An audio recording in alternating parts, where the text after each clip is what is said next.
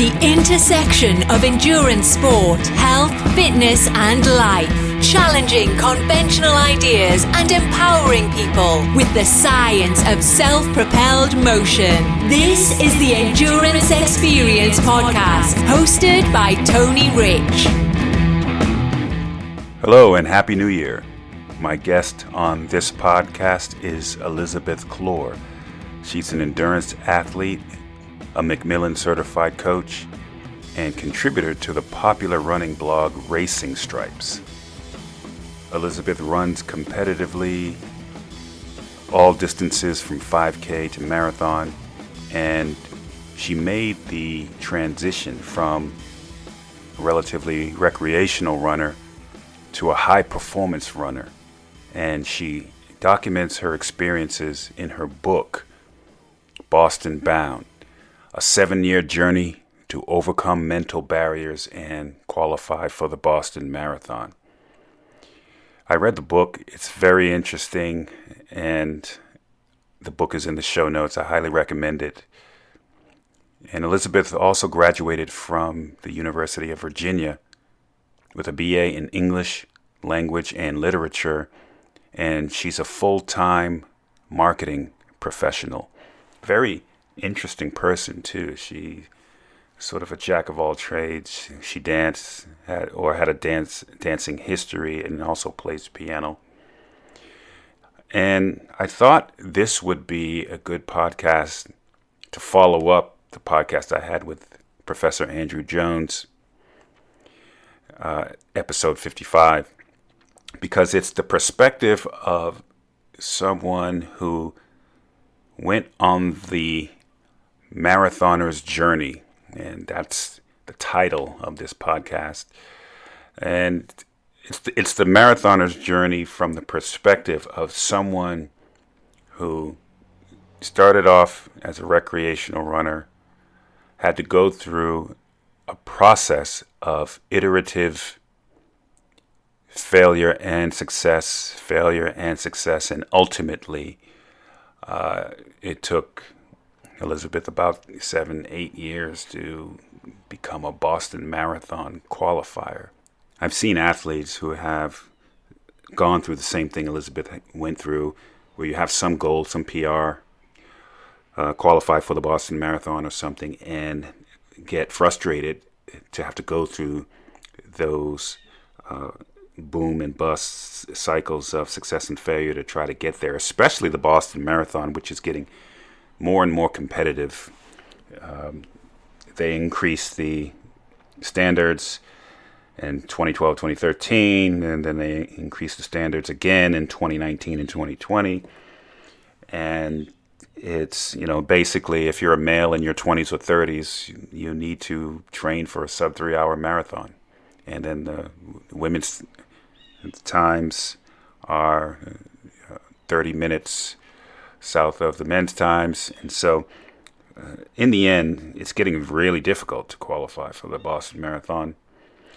And it's they're letting more and more people into the race, and as a result, I think the last round we saw what you had to beat the qualifying time by about 5.5 minutes.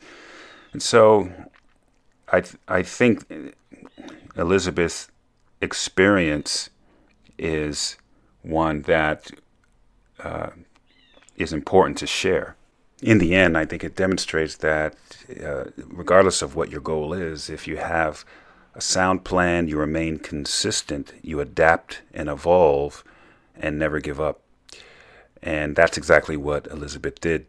And so she offers the perspective from someone who has had to travel through the wormhole, has had to figure things out, and discovered in the end the science of self-propelled motion. She's obviously an advocate of the Macmillan system. And I thought it would be interesting for people to hear this perspective. And of course, she chronicles this well in her book. Life setbacks, relationship setbacks, dealing with social media and the anxiety of having to perform for the community out on social media. And so we talk about the book, the inspiration of the book, and her motivation for writing it. We talk about her massive social media presence that she's built, and I highly recommend you follow her. All of her social media links are in the show notes. And we talked about comparing herself now to when she was a recreational runner, and what was the differences between those two individuals, and what contributed to the evolution between those two individuals. And then Elizabeth takes us through a giving training cycle. We talk about some of the core underpinnings of her training cycle now: aerobic versus anaerobic, volume versus high volume versus low volume, etc., indoors versus outdoors. And then we talk about some of her favorite things that she likes: training apparel, race nutrition, recovery aids, and things like that. And so you can get some of her recommendations. And then finally we finish up and talk about her end game, what she has left to accomplish, and some of the things that she wants to focus on, and that question that all endurance athletes have to contend with as they start to age, rack up a race count, and figure out how's this going to end, or if it's going to end at all. So it's a very good conversation, a very good podcast to start off the new year. And without further delay, I give you Elizabeth Clor.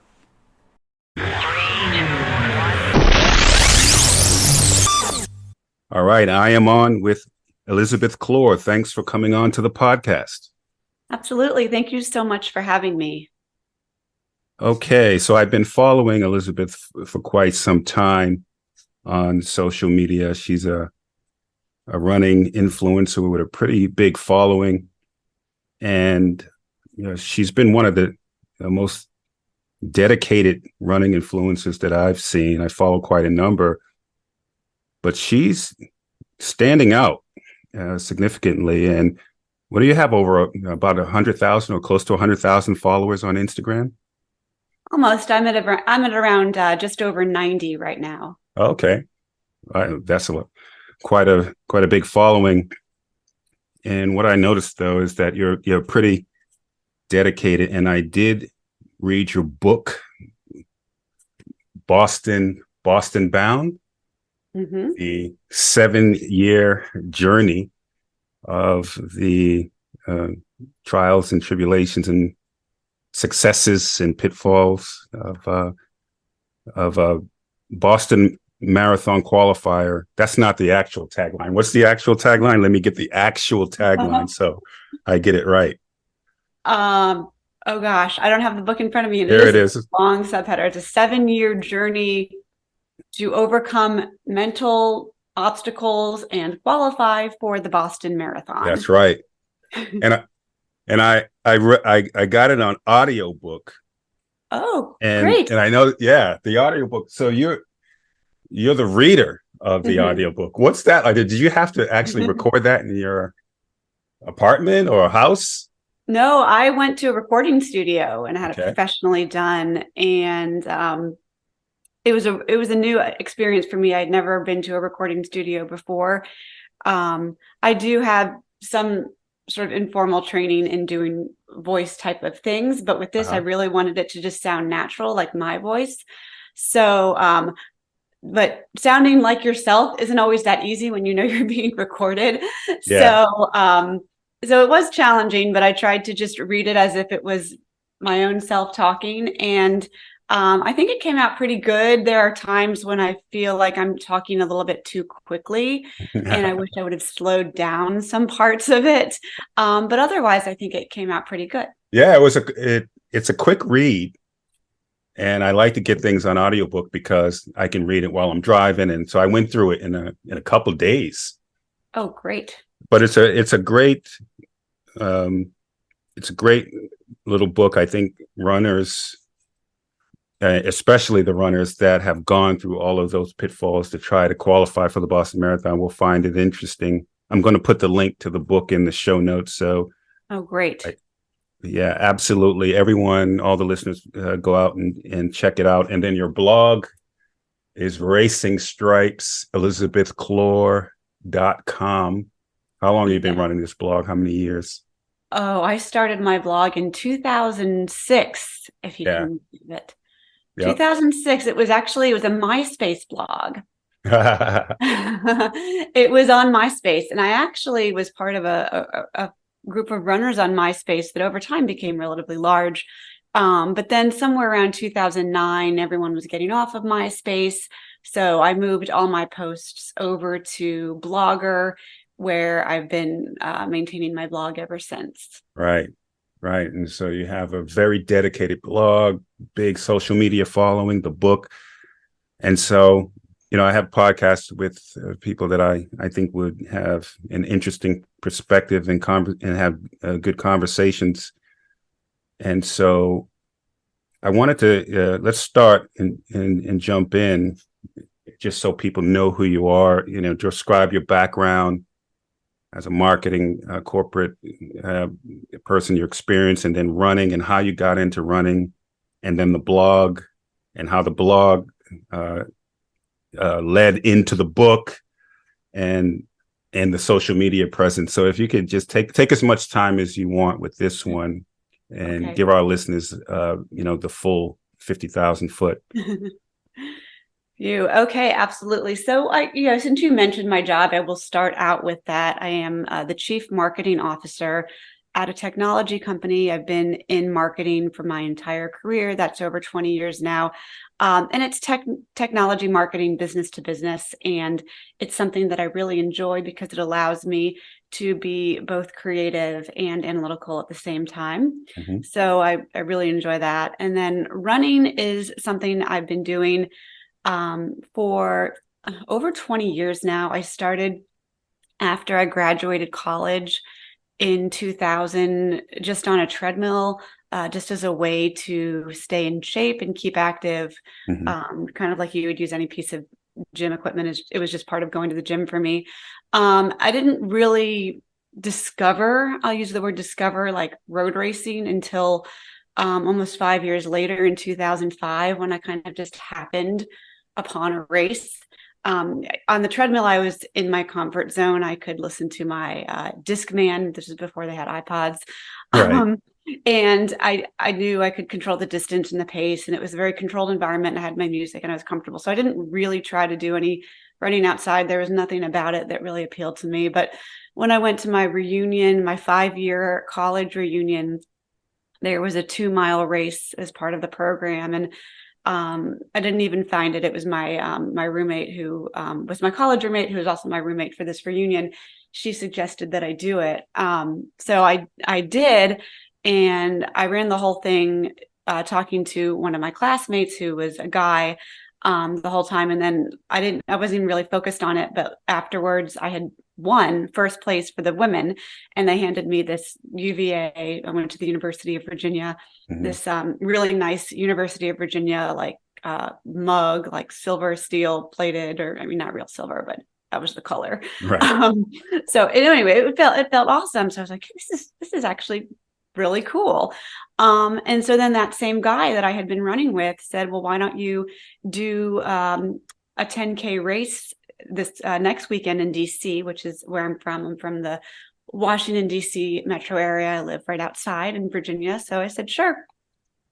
What's a 10K? What is that? I don't know what that is. And I'd been running on the treadmill for however long. And I was 6.2 miles. I'm like, oh yeah, I can do that. I can do that. I do that on the treadmill all the time.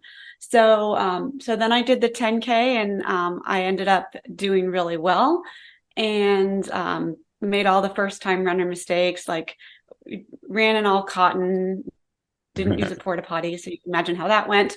All of the things, but I really enjoyed it. And then so from there, I decided I would tackle a half marathon, and then from there, I decided I would do a marathon. So that's how kind of I got hooked into it in 2005. So I've been running races since '05, so almost 20 years. And I ran my first marathon in 2006. That was the Delaware Marathon. And I chose that one because actually my friend was doing it, and it was her idea to run a marathon. And so she sort of persuaded me to do it with her. I think that's how a lot of people get into running, by the way, is they have a friend that does it, and maybe they're casual runners, and one of them has the idea, or one of them has been doing it, or they rope the other person in. So I know that's how I got roped in, and I hope that I've roped other people in too. So I started running, and pretty shortly after I started running, this was back in '05, '06. These are the days of MySpace. I love writing. I got a degree at UVA in English, and I've just been writing ever since I could pick up a pen, like short stories, whatever. I knew I wanted to be a writer of some sort for my career, which I do a lot of writing in marketing, a lot of marketing type copy and things like that. But I started writing my blog on MySpace because I enjoyed writing. Blogging was really in back then. So everyone's blogging, and I want to be a blogger too. So the blog was about, it was about running mostly, but I would also have a lot of posts that had nothing to do with running, just about my life as a single woman in her 20s, just trying to figure out life and career and relationships and friends and family and things like that. But then a lot of it was really personal, and it was limited to my MySpace friends. So when I moved it over, it just became all about running. So that's really how it started. And then I just continued doing races of all distances and writing about it. And then I wrote the book in 2016. Yeah. And that's also when I sort of started with the Instagram. And I started the Instagram because I wanted to let people know about the book, try to get some people reading the book, which I had published thinking that I'd be lucky if like 50 or 100 people read it. Like I really didn't think it was going to go anywhere because I had self-published it. Nobody knew who I was and all of that. But my husband really persuaded me to write it, to publish it, because I had a really, I think, strong and helpful story to tell to others who may be going through the same thing. Yes. And really encouraged me to write it, to get the story out there. And so I did. And having been in marketing, I know how to use social media.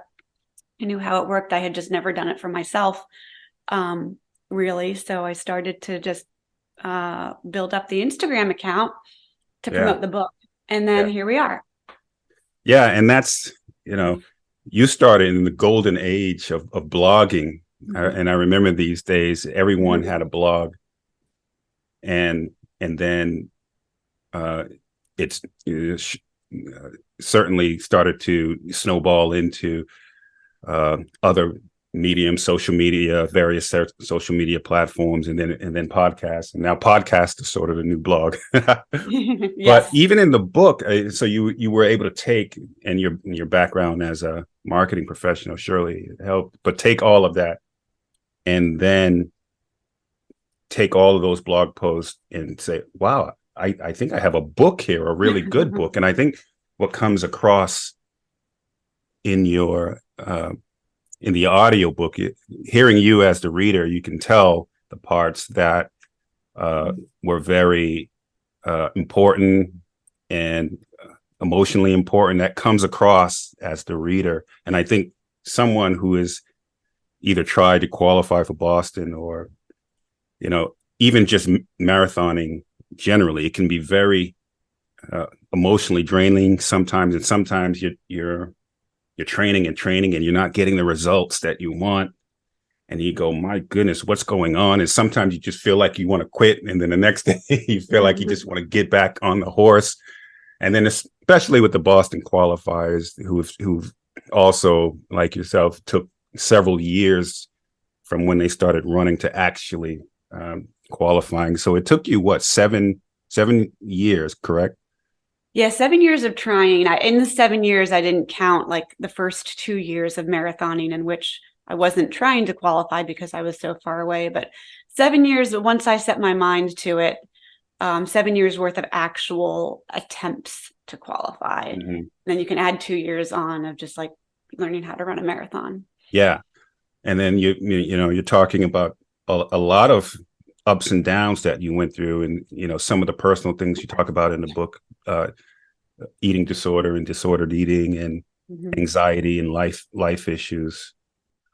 Talk about that, pouring your life out into a book. Yeah. There was a lot of personal things that I did share in the book that I don't necessarily share on my Instagram.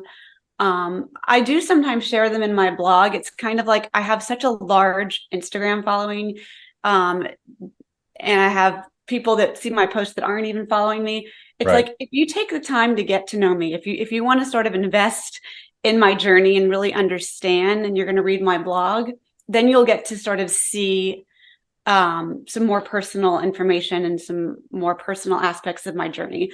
Yeah. I'm not going to necessarily pour out all the details of my eating disorder on my Instagram.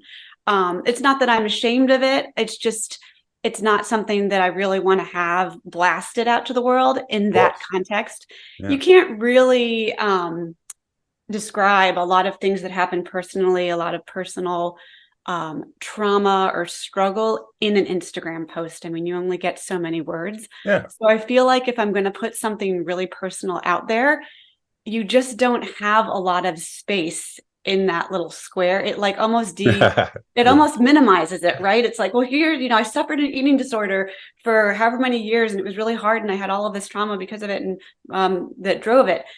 And I'm just going to reduce that to one square with like 200 words. Like, I just don't feel like that, like I can do that. So the book and some of the blog posts, I go in a little bit deeper, and I talk about that type of thing. And I almost think I forgot what your question was.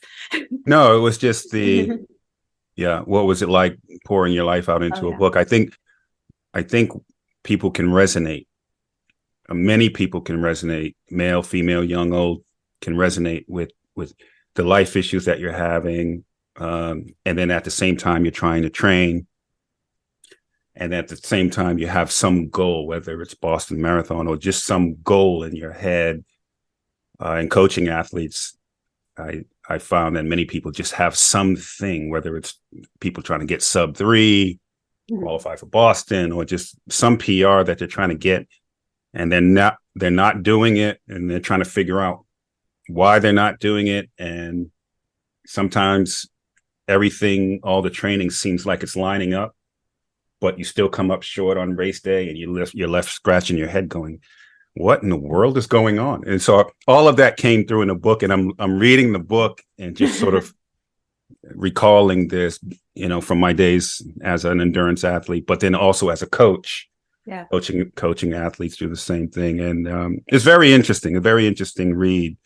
And so you're talking in the book about the progression, the evolution. So when you compare yourself from when you started to when you finally get to the point where you've peaked and gotten to the Boston qualifier, or whenever your peak was, to be able to run 3:15 is your PR, 3:15:34. Yes. That's very close to mine, by the way. Oh, nice.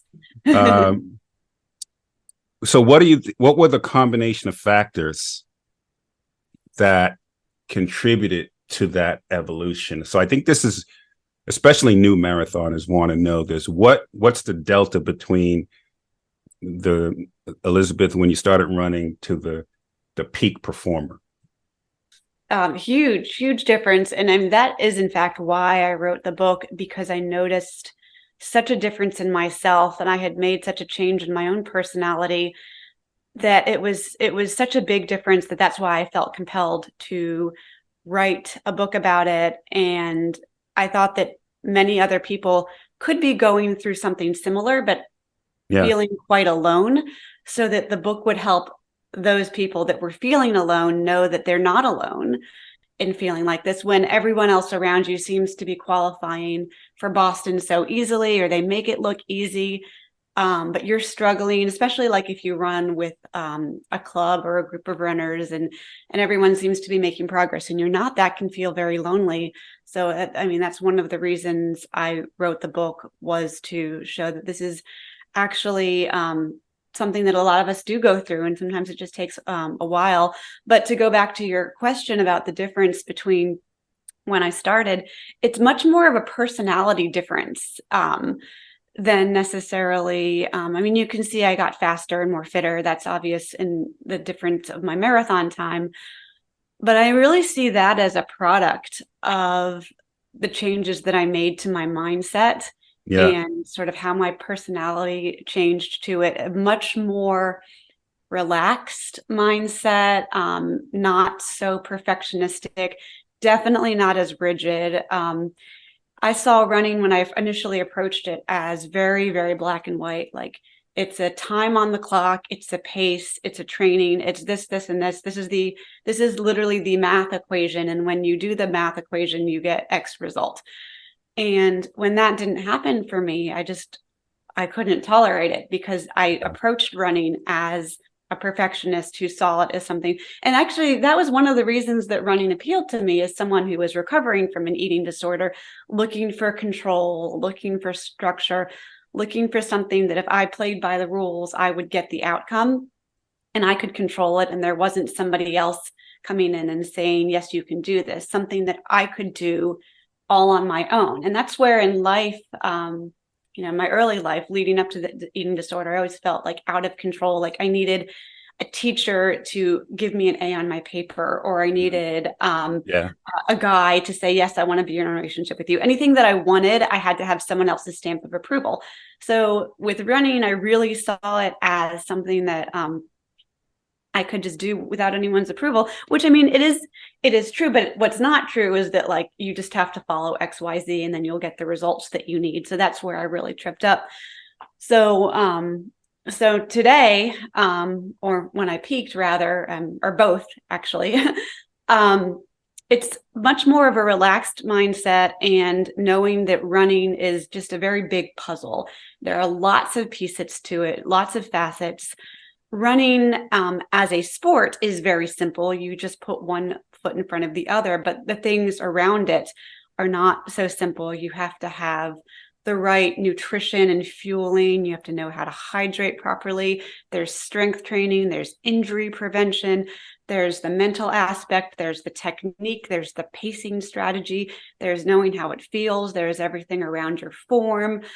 So much else. The weather, obviously, the weather is a big factor too, which none of us can control or even anticipate how it's going to impact us. So taking all of those extra things that aren't part of that, like, nice math equation, and understanding what they are and how they play in, and what is controllable and what's not, and just doing my best given that big picture, that's really how I approach it now. Yeah. And then you're reading the book, and you finding coaching, and then becoming an advocate of the Macmillan system. Yes. That that surely helped you in your progress as well. And then some of the issues you talked about with athlete psychology, and then what I call social influence. And that's the flip side of what happened with the social media and Strava, right? So you have that sort of athlete psychology influence, social influence of performing for your peanut gallery, your community. Yes. And sometimes that causes anxiety. You feel like you have to prove to your community that you're fast, that you can still do it. And I realized that the athletes go through an evolution. And when you start off this way in the first few years, but then as you start to rack up your race count, you start to care less and less about that Yeah. to the point where you eventually evolve to I remember one part in your book when you're thinking to yourself and you're like, I can do whatever I want. that I was the remember that. epiphany. That was my biggest epiphany as a runner and as a person. Yeah. Yeah. Every athlete, I think, gets to that point eventually. You start off caring a lot about how people perceive you and what people think about your races and such, and then get to that point eventually. And that point in the book, I sort of chuckled because if you've been in the endurance sports long enough, eventually you get to that point. But athlete psychology, social influence, it's a big factor in a runner's evolution. Yeah, absolutely. I think when you're starting out, when you're starting out, there's so much progress to be made. You don't understand that there's a big, huge puzzle. You just see that math equation. Like if I train this, I'll get a PR. And usually you do. I mean, in the first like 2, 3, even 4 years of running, it's like relatively easy to get a PR. You just have to do the training and you will. And then you kind of want people to see it and people around you are doing that. But then like you mature and you realize that it's not just about the PRs. It's not about like what other people think. And I mean, I have, as we said, just over 90,000 people following me on Instagram. And if I really cared about what they thought every time I went out and ran a race, and that would give me anxiety, that I wouldn't be able to perform at all. So it's something like back in the day, I couldn't have imagined having this many eyes on me. Yeah. Yeah, and I use these social media platforms as a publishing channel. I don't use them. I think you either fall into one of the categories where you're really good, and you're really good on your platforms with sort of being a brand. That's why you have such a big following. Whereas someone like myself, I'm really bad at that. I use these platforms as a publishing channel. Yeah. And they're good if you have a business or a podcast, you can publish, and that's it. But I think you gotta be really good at it, and you are really good at it. And so, it shows that you're an experienced marketer and brand. And Macmillan, so I had a note here to talk about Macmillan. So you found the Macmillan system, and I'm sure that was a big contributor in your evolution. Greg, this is by the system by Greg Macmillan. It's a very well-established training system. So how did that help you? Immensely. And I worked with Coach Andrew Limoncello, who's an Olympian. He was an Olympic athlete, and he worked directly with Greg Macmillan for many years. And so I trained under Andrew, to call him Lemon. And he really, I want to say I started working with him, I think in 2014. So about 10 years ago, after I had done training plans from the book, like the Fitzinger method from Advanced Marathoning, I had done that. I had worked with sort of a local coach who was sort of the head of this running club, who we just did group workouts, though he didn't really tailor anything to me. So this was, so like Lemon was the first coach that wrote a specific plan for me. And what I found to be the best part of working with him in the plan was the variety of workouts that he gave me. And it wasn't the same tempo runs, the same interval workouts, which I had been doing for years. Like, okay, it's Thursday, it's 5-mile tempo, or it's Tuesday, it's either 800s or mile repeats. And I've just been doing those over and over and over again. And there's no variety. And so both mentally and physically, my body was like, I've already absorbed all the benefit I can from this schedule and from this program. So when I started working with Lemon, he introduced all sorts of new workouts, some of which I liked, some of which I didn't, but it was important for me to do the ones that I didn't, because those were the ones that I really needed to do. And the variety and the different types of workouts and the methodology worked so quickly on me. I mean, after a year with Coach Lemon, I mean, my times just dropped. It dramatically dropped. I went from like a marathon PR, I think of 140, or sorry, half marathon PR of 141 to 135. Wow. Like in about a year. Yeah. And this is not a new runner. I mean, I've been doing half marathons at that point for like 7 years. And I was like stuck in like the low 140s. Yeah. Yep. And that's what structure really has an impact, right? And so I think oftentimes new marathoners, especially new marathoners, struggle with the difference between working out and training, right? Mm-hmm. There's a big difference between working out, training, and then a system like Macmillan, or for me, it was Joel Friel, it was Jack Daniels, the running coach Jack Daniels. It was those early influence where I really started to understand the difference between working out and training. Yeah. The difference in training from a recreational athlete and say someone's training for high performance or Boston Marathon qualifier or Olympic qualifier. And then that was it. And that's when I really started to understand, this is really a science of self-propelled motion.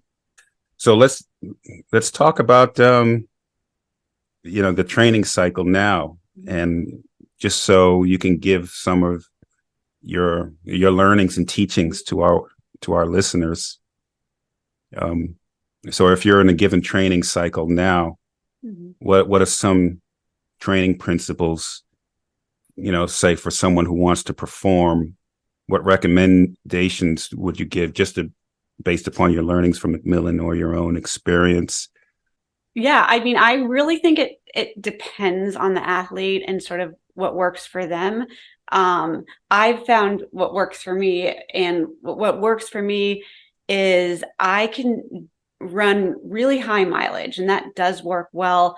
And I could go for like a month with no rest days because I've worked up to that. I mean, for most athletes, you really need to work up to running every day without a rest day.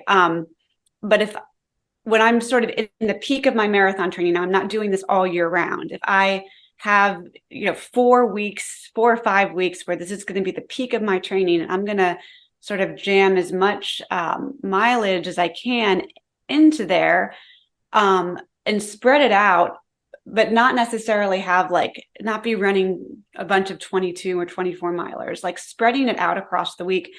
I can safely run upper 60s, lower 70s, no problem. Yeah. And I think if I have just, because I just sort of have this base that I've built up over the years and years and years. So if I just sort of pick the 4 to 6 weeks that are going to be like the intense training and really have high mileage during those weeks, then I can be very successful at the marathon. Yep. So to go back to your original question, like what would a typical training cycle be for me? And once again, it depends on an athlete, because I do coach a few athletes now. I am a Macmillan certified coach. So nice. I like to start out every marathon training cycle with hills, because I think hills really form the basis of that leg strength that you're going to need. And often when the marathon is in the fall, hills are a great workout to do in the summer, because you're not so much focused on the pace. You can get hung up on the pace, and when it's hot, you're just going to be slower. And it's sort of useless to say, run your marathon pace when it's like 75 degrees. It's right. Not really going to be feasible. So I think that workouts that are in the summer, like hill workouts, are more sort of like fartleks, where you're doing 1 or 2 or 3 minute intervals. Those work really well early in the cycle to get the legs ready, especially if it's in the summer. And then once you have that kind of foundation, then starting to incorporate tempos.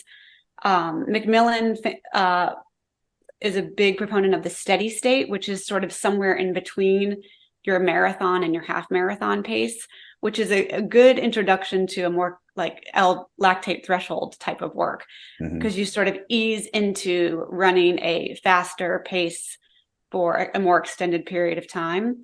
But it's not as hard as like a traditional tempo or a lactate threshold. So you can work at it for like 30 or 45 minutes without feeling too worn out by it. So So then after the hills, I like to do steady states to kind of get ready for the more traditional tempo and lactate threshold runs. And then when it's as the marathon gets closer, like starting 8 weeks out, then it's more about lactate threshold, different types of tempo runs. I like to do non-traditional tempos where you're doing like a wave, you're alternating like 10K pace and marathon pace to sort of help the body. This is one of McMillan's learnings, is instead of doing like a traditional lactate threshold like tempo for 6 miles, alternate between 10K pace and marathon pace for 6 miles. Right. Yeah.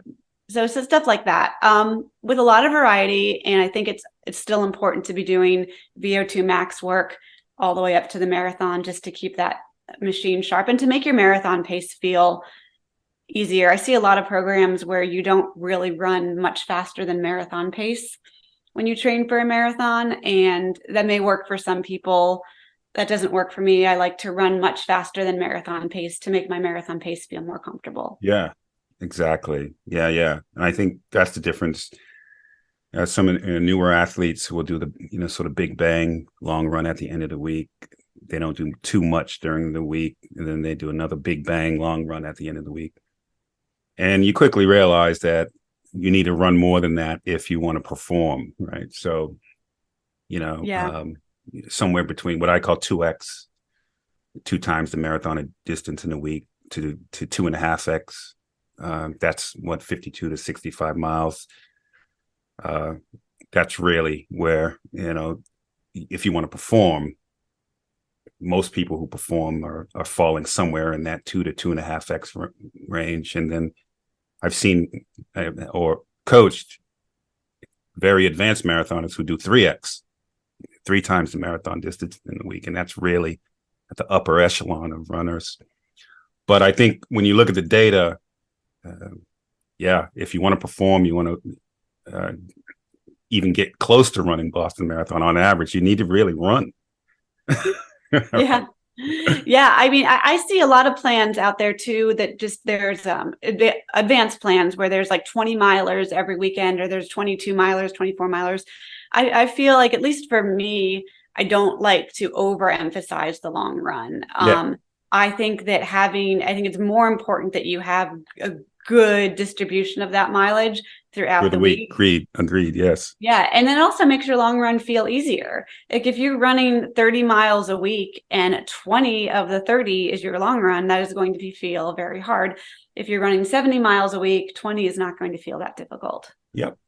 Yeah. And then when people hear these numbers, I think the newer marathoners, they're like, what, 60 miles in a week? But, there's different ways, to cope with it. Morning sessions, evening sessions, I like to prescribe for some folks. But you're right, having a distribution throughout the week versus the big bang at the end of the week. What about indoors, outdoors? Do you do a lot of treadmill running?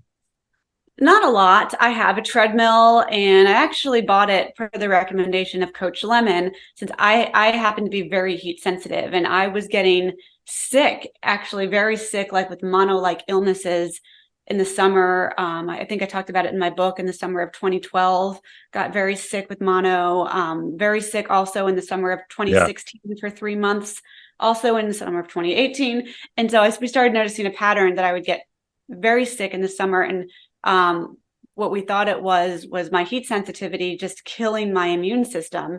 And then I get a virus, and then I wouldn't be able to recover because my immune system was just murdered. So I bought a treadmill, mainly for summer running, which I know most people buy it for like winter running, but I bought mine for summer running. Yeah. And if the dew point gets like above 72-ish, I'll use the treadmill in the summer. And then of course in the winter, if it is icy, I'll use it. The snow doesn't bother me.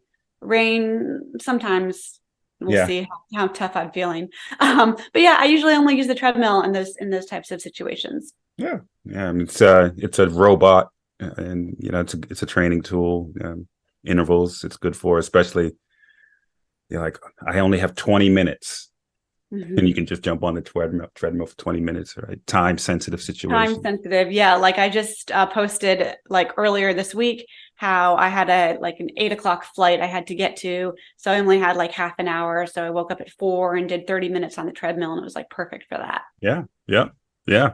And you can do a 30-minute workout that would really challenge you. Awesome. Yeah. I mean, I could talk, we could have a whole hour on just talking training. Yeah. So how about this? Let's talk about some of your favorite things and give some recommendations to our listeners. Race, nutrition, recovery aids. How about apparel? Do you have any favorite things? Let's start there with apparel. So I love the brand Rabbit, and I love pretty much everything they make because I like the colors tend to be really bright, which I love. And then their clothing fits me really well. Like they have this one pair of shorts. It's called the First Place, which I wear for all of my races. And every time they come out with a new color, I get one. So I have like 8 pairs of those.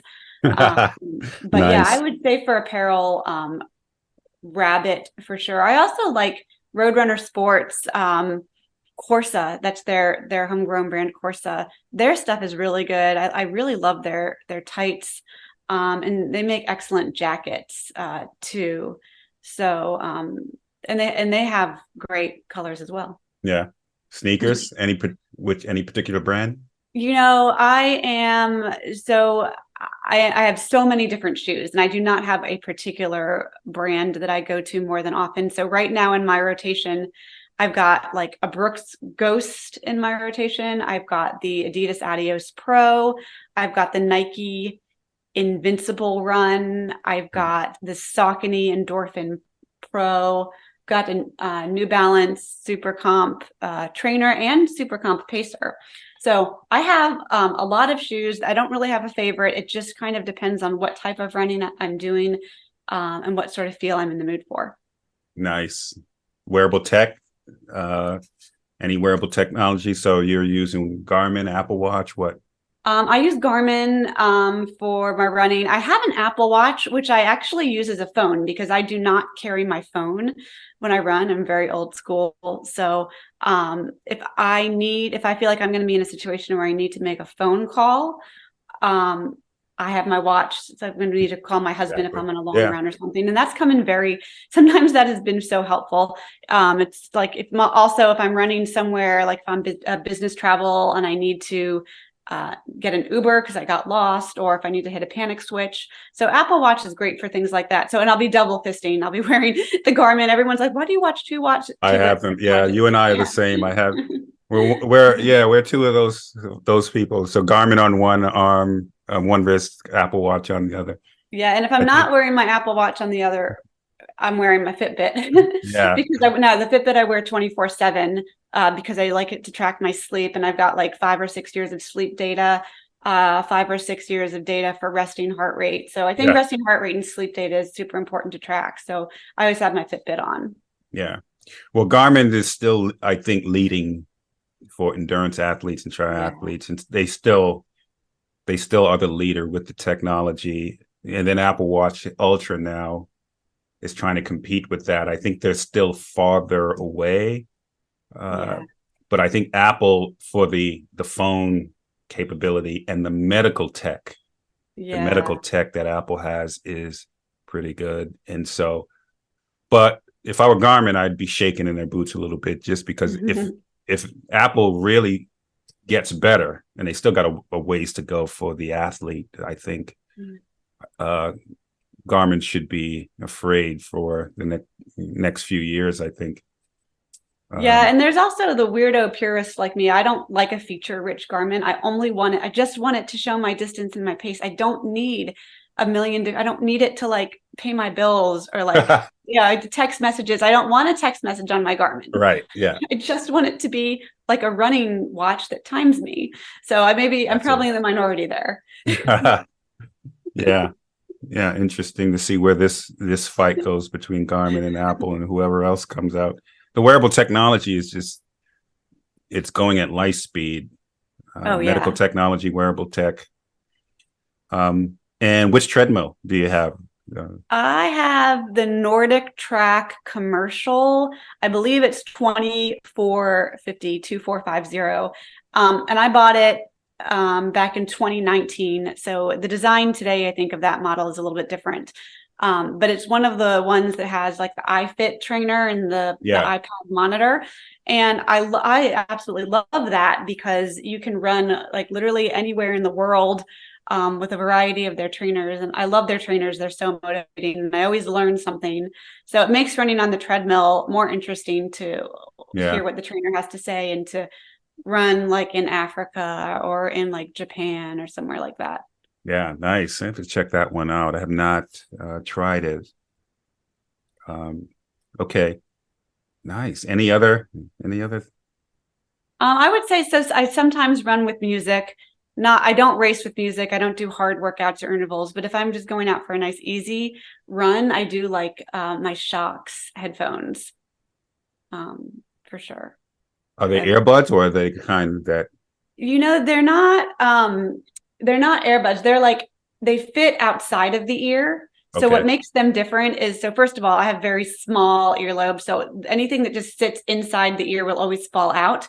I've tried like everything under the sun. So these sit just outside of the ear. And the benefit of that is, first of all, they'll fit almost anyone. It doesn't matter how big your ears are because they don't go inside of them.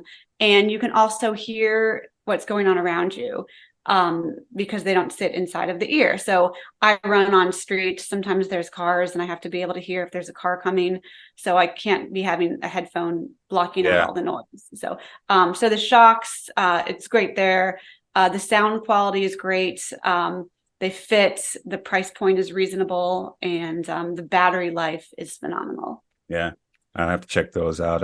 I've yet to find anything that solves the fallout problem. You start sweating, you start going, and then they fall out, and you start pushing them back in. Then you should definitely try Shocks. Yeah, check them out. Race nutrition, any particular, or do you find them all to be similar and the same? Definitely not all the same. There's two that I rely heavily on, and I probably won't try anything else. Actually, maybe there's three. So the Morton, I don't know if it's pronounced Martin or Morton. Martin, whatever. Their gels are just so easy to digest. I find that when I take them, I get just a nice quick burst of energy. So I tend to use those for when I'm racing. I can just get them down quickly, get the energy I need quickly. And I use the gels. I'll usually take one caffeinated per race. And then if it's longer, all the other ones will just be the non-caffeinated. This came out a few years ago with a solid that is just a bar of energy that tastes really good that I'll use if I just feel like I need extra energy during the day. And I also use, so that's one. And I also use a lot of the UCAN products, and I've been using UCAN. I've been using UCAN for years and years and years. If I'm doing a long run, I'll drink their energy powder. I'll mix it with water and I'll drink that before. And that's just a nice pre-run, gets everything ready to go. And the energy will distribute evenly and slowly versus with a Morton, which is like a quick burst, which will wear off quickly. Like with the Morton, once you take it, I feel like you still have to keep taking it like every 40 minutes. With a UCAN, you can just take one and it will just slowly release. Yeah. So UCAN also they have gels as well. And I'll use those. I use them more in training to get that sort of slow release benefit. I don't necessarily need to be running super fast in training. I just need a good source of energy. And I think that UCAN is great for that. Yeah. Interesting. Yeah. The science here is interesting, trying to get that amount of carbohydrate that can actually absorb into your body. And Martin was popularized by the Kipchoge and some of the Eastern African runners that were sponsored by it. Interesting to see how this will develop. Yeah. So let's finish up. And I think we can probably talk for hours if we wanted to about a lot of this stuff. What do you have left to accomplish? And you talked about coaching now. What do you have left to accomplish? And do you ever see yourself pulling back on endurance and concentrating on some other things? And the sort of quote unquote end game. In fact, many athletes have to at least consider the end game, or whether or not there is an end game. So what do you think about this?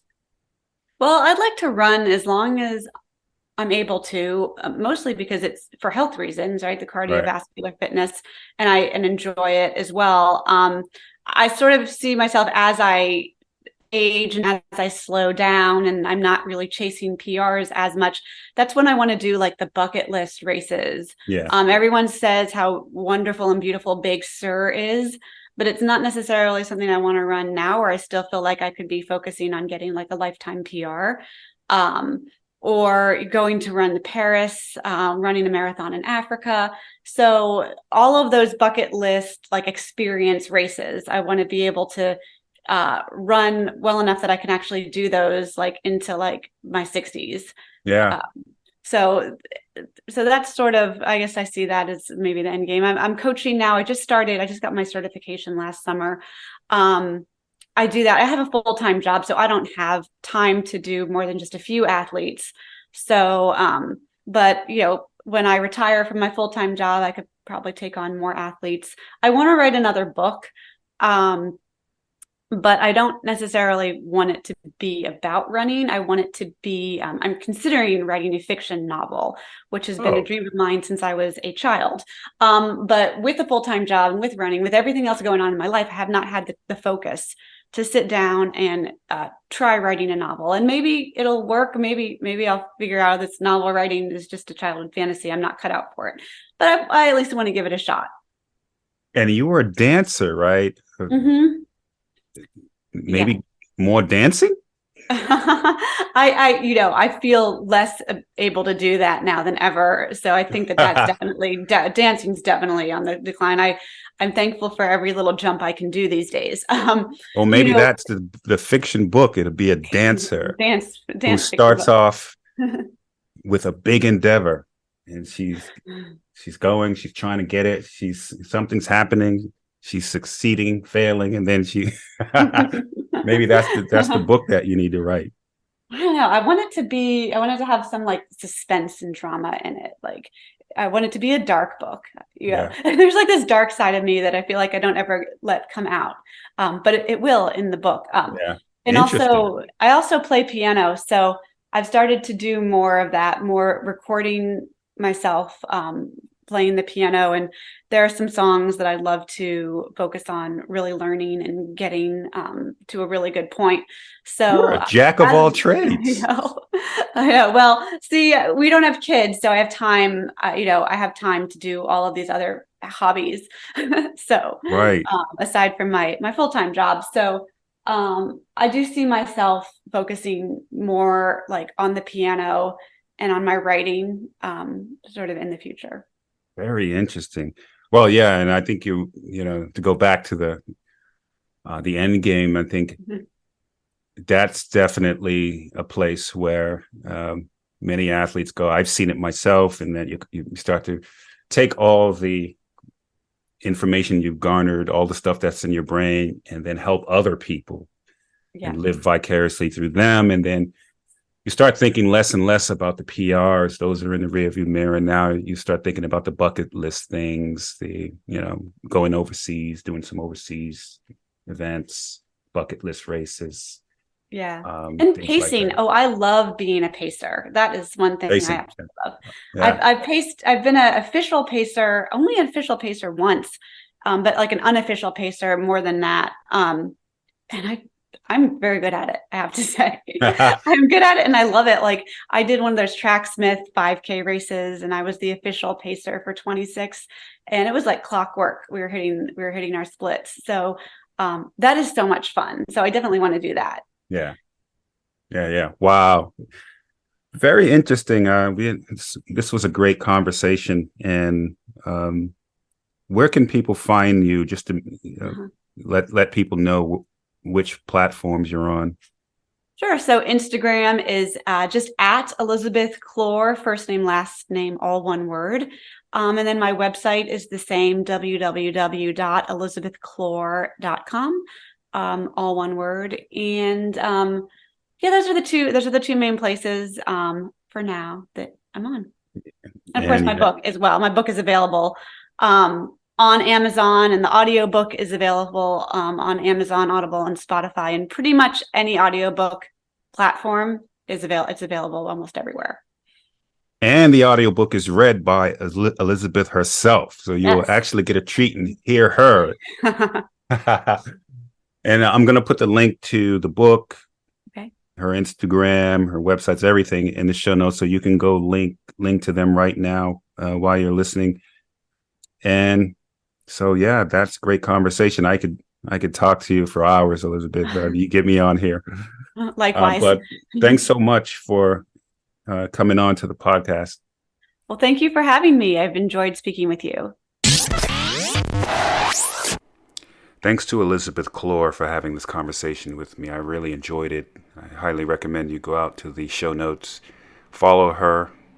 You won't regret it. There's a lot of running influencers out there, but I'm sure that you'll find that Elizabeth has one of the most genuine and interesting platforms with not only her running pursuits and advice, but also you'll sometimes get flashes of her dancing and music pursuits as well.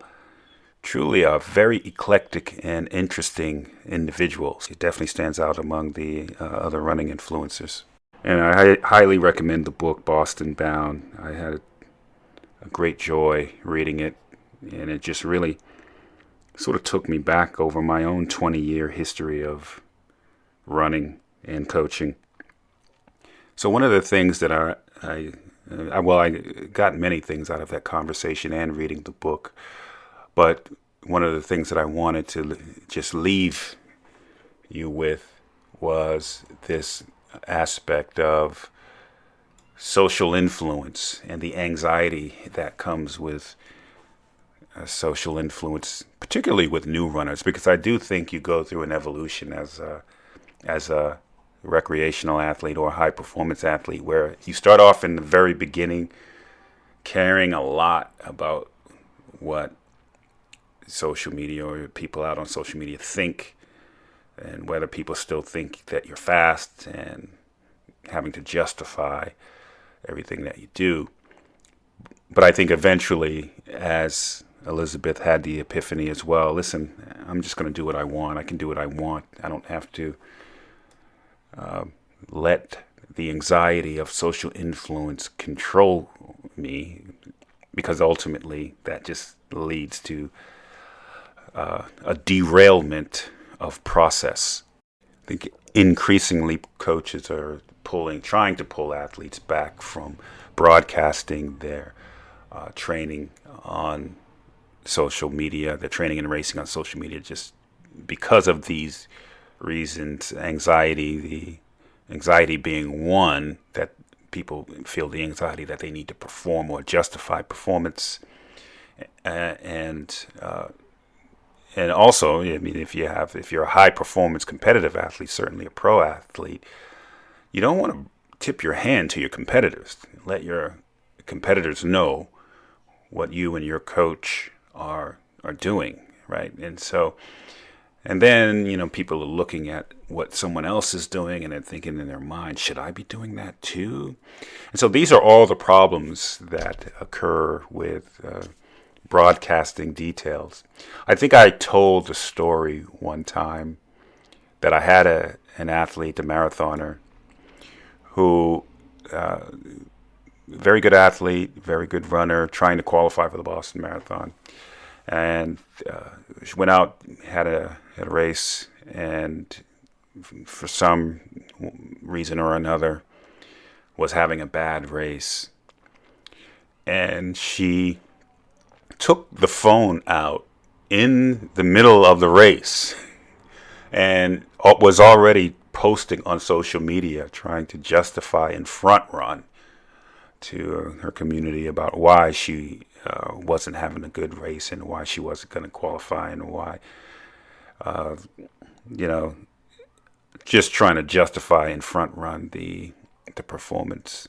And I think in the end what happened was all of that was weighing on her during the event, and then that anxiety effectively contributed to the performance in the event.